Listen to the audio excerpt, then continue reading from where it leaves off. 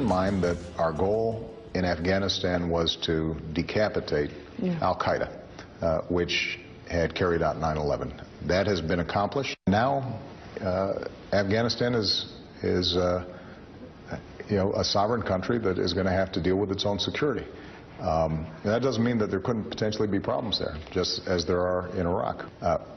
Unless we are prepared to stay indefinitely in all these various countries, something that we can't afford, and it would involve over time accusations that we were occupying these countries. At some stage they're going to have to take responsibility for working together. So is this part of reality, going back into Iraq? Because you said that the war was ended in Iraq. Yeah. You said al-Qaeda was decimated. Yeah. You said it was stable. It was. But just because something's stable 2 years ago or 4 years ago doesn't mean that it's stable right now.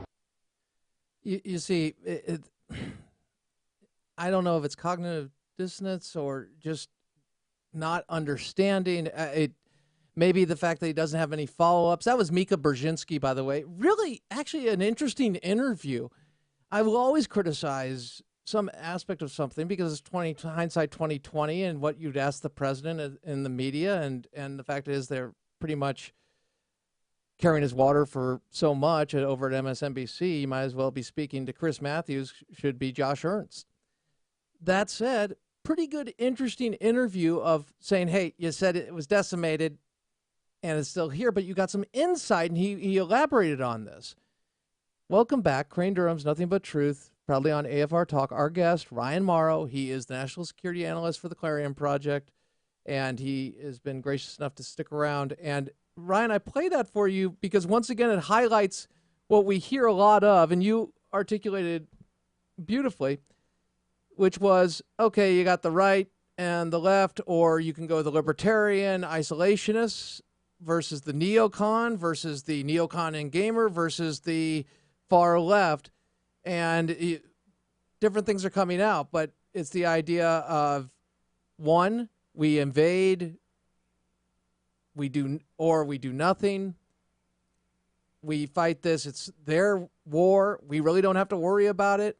Let them kill each other. Hey, can't they both lose? Iran-Iraq war. We supported Iraq. Reagan said that about that. But as we get through and understand that we need a comprehensive approach, otherwise, if we don't have one now, we are going to be faced with something much greater later. Then it comes to how best to do that. And while the Bremer plan was not the way to go, certainly, American Stamp, as you well know, and you could educate us all on, versus the way we invaded, which was pretty quick, 3 weeks, Baghdad, bam. My question would be, you talked about approaches we could use in fighting the war comprehensively. And you said we could use a lot more soft power, diplomatic power, in the sense of negotiation and working through. Maybe with soft power, does that include support of NGOs, of groups that could align with us, and supporting them with advisors? Is that what you're getting at? Yes, definitely. And I think that it would be cheaper, certainly, than the military conflicts that we engage in. We can get money from the State Department for it. You can even raise money from the private sector and from private NGOs within the United States. Politicians, for their campaigns, hold these multi-million-dollar fundraisers while they hold a fundraiser for Iranians struggling for their freedom, for example. They have the connections to do it. They just don't. But in terms of this middle ground between invading and then not doing anything, I think that there is a sensible middle ground that involves giving advisors to security forces, like in Iraq, a relationship that we have in dozens of countries, drone strikes when necessary.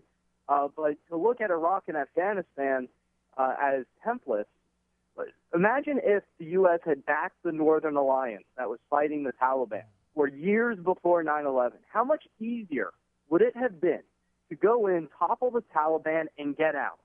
What if the U.S. had backed the Iraqi opposition in the north and the south for years before the invasion in 2003 and set up an alternative political government that could take over?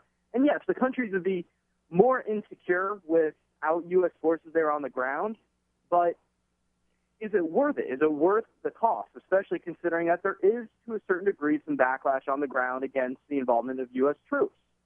And so I think that a broad-based strategy that embraces democratic forces, especially in the Muslim world, but across the world at large, is very, very reasonable. And in areas where we anticipate conflict, places like Iraq and Afghanistan, where there are rebel forces battling tyrannical governments, we should have the foresight to pick friends and build them up so that when destabilization eventually occurs, as it always does, there's an actual force there that can fight on its own with limited American backing so that we're not stuck in a situation like we were in Iraq or in Syria today, and we actually have options.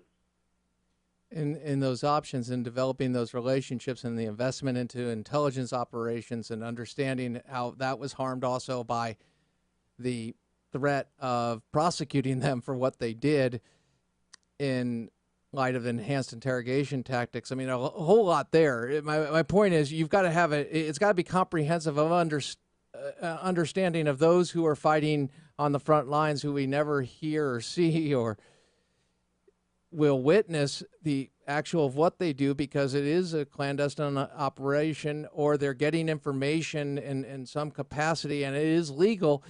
My point is it doesn't seem like you could execute this type of operation without unity that at the water's edge our differences end and we are together on destroying jihadism.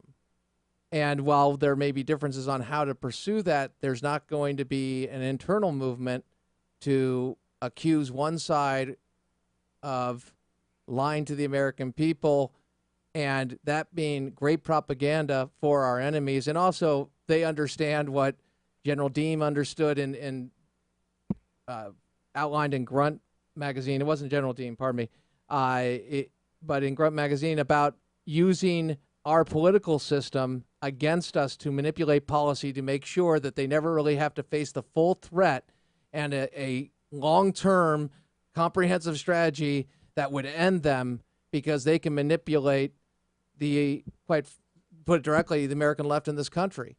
Isn't that a part of this? I mean, I like the idea of the middle ground and I like the concept of working together in the concept. But if you don't have people who are willing to do that, if you have people who are willing to put our national security on the altar of politics, and there's no other way to put it, then you can't really have a comprehensive long-term strategy because you don't agree on the fundamentals. Your thoughts? Well, I think it's true that you can't have a strategy to defeat Islamism, the political ideology that combines mosque and state, if you don't acknowledge Islamism. That's a starting point. Okay. Secondly, I think that there is a natural dysfunction when it comes to the political process because Democrats and Republicans are like rival football teams, and it's all about who's going to get more points than the other. And I've said this on your program before. That's why, ideally, I would love to follow George Washington's advice now and just not have political parties, actually outright ban them, but that's a whole other rant for another day. But in terms of this model that I'm talking about putting forward in order to advance democratic values without really going to war, think about Libya. The Libya model, even though there were severe strategies or severe problems with the strategy overall, and whether you agree with toppling Gaddafi as an objective, in terms of prosecuting that war, that's something that Americans can get behind because you didn't have boots on the ground. It was aerial support and logistical support to people that were fighting their own battle against Gaddafi in the midst of gross human rights abuses. If that same strategy had been followed in Iraq, I don't believe that Iraq would be the divisive issue that it is today. Okay, and you're speaking to the beginning in 2002, 2003, right? Exactly. Okay, I'll take a good look at that, review that. I'm not necessarily really on board with that because there's a number of different things in there. Of course, we only have moments and we need a lot more, but appreciate certainly the input. Let me ask you this, Ryan, as you're talking about this strategy and executing the strategy, See, I don't believe we're going to be able to do it without a big time commitment, at least in the initial. And the idea that, yeah, we're willing to follow through if need be. And that doesn't mean the fact that we don't go in without an objective of what victory is and define it, or go in with a government already picked out from the opposition to put in place and have them run it, which was the original plan, actually. I think it was Rumsfeld's plan of the Iraqi National Congress and how that broke down. Because I see Iran not changing until we have regime change. I see Pakistan not solidifying our relationship until we make it very clear, as Dick Cheney did, or Richard Armitage did through Dick Cheney, that we'd bomb you into the Stone Age if you don't cooperate with us when it comes to the invasion of Afghanistan in 2001. See, that I don't see that. And in order to have that, you've got to be willing. The idea, how do you secure peace? Well, you prepare for war to the degree that you're on board and you're willing to follow through. Gaddafi came out and said 5 days after Saddam was captured, hey, here's my nuclear program. I don't want this, because dictators, theological, or, well, I don't necessarily know about the Iranian government, but in essence, they have the self-preservation thing going. So they respond to that, and that was the greatest momentum we had. We squandered it after that because there was fear of going into Iran for Iran's regime change. And I guess what I'm presenting to you is, I don't think we can do this without sending the strongest message to the world that we are going to end your regime if you have ties to terrorism or you're supporting them in some way, Saudi Arabia through madrasas, etc. And I think the only way we get there, and I pray this doesn't happen, Ryan, but is through a lot of lives lost. And then people wake up and say, oh, gee, these guys are not going to stop until they have a worldwide caliphate, and we're going to die unless we deal with it because we're in the nuclear age and it is an existential threat. So that's where I'm coming from. Please, you could convince me otherwise, because that's what I see. I don't think we disagree at all, actually. What I'm talking about is a bipartisan plan, parts of which have been endorsed by members of the left and the right consistently over the years, that is a supplement to that strategy. I mean, I agree fully. You tell Pakistan, if you have terrorist training camps in your territory, we eliminate them. Mm-hmm. And you can cry about it all you want because that's what the Pakistanis do, but if you don't like it, then dismantle the terrorist camps. That's your solution. But the fact is that those terrorist camps will then be rebuilt. And so what I'm arguing for is this kind of middle ground where, when necessary to replace a regime or to control territory on the ground, we have these relationships in place so that we can work with the locals in order to make that happen instead of sending in boots on the ground. Right. Now, I totally understand that sounds like Obama 2008 campaign rhetoric that sounds wonderful but isn't implementable. But the former head of the Special Operations Command, a man named General Downing, proposed that exact type of plan shortly before the invasion in Iraq, where he said, look, there's parts of Iraq that are free of Saddam's control. Why don't we develop Iraqi rebel forces there so that when we do have to go in and get rid of Saddam, it's an Iraqi versus Iraqi fight as opposed to an American versus Saddam fight. Yeah. And would you agree it was a big mistake for Bremer? His intentions and his service, I appreciate, to put him in charge 2004? Yes, yeah. Definitely. That was the fact is, when you look at the timeline, things weren't going too badly in the initial invasion, but then when the U.S. decided to say to the Iraqi opposition, no, we're going to run things with an American bureaucracy and an American that doesn't even speak Arabic at the head of it, the insurgency got a whole new life. Yeah. Ryan, I think you've outlined, and as you said, I don't think we're disagreeing. I think it's on how we get there. I do think that it begins with identifying our enemy and having a president speaking to what we represent as Americans, as all Americans, no hyphens, just Americans and the free world, and thereby defining our enemy of what they represent and being clear and not looking at foreign policy as a back burner, but is what our founders understood, certainly in the executive. This was the focus of the president.